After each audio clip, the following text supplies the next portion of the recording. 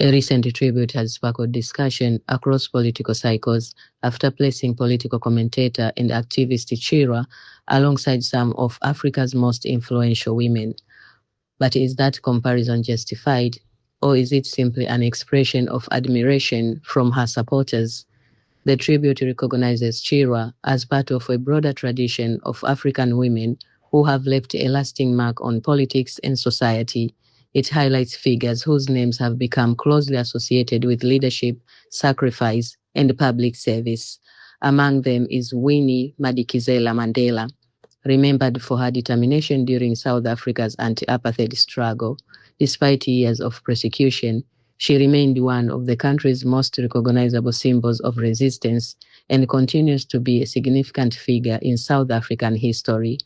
The tribute also honors Albertina Sisulu, whose lifelong commitment to social justice, community development, and public service earned widespread respect. Her work extended far beyond politics, touching the lives of many South Africans through decades of dedicated service. Another name included is Zimbabwe's former First Lady, Sally Mugabe. She is recognized for her humanitarian work and for the role she played during Zimbabwe's liberation period, contributing to causes that supporters say benefited communities across the country. Supporters of Chirwa believe she represents a new generation of women willing to speak openly about political and social issues affecting ordinary citizens. They argue that her willingness to challenge established narratives and address public concerns reflects the type of leadership needed in today's political environment. At the same time, others argue caution when making comparisons with historical figures whose legacies were built over many decades. They point out that lasting influence is measured not only by public visibility or strong opinions, but also by long-term achievements, sustained leadership, and the impact left on future generations.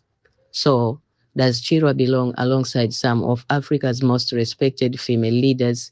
Based on the tributes, her supporters certainly believe she is continuing that tradition.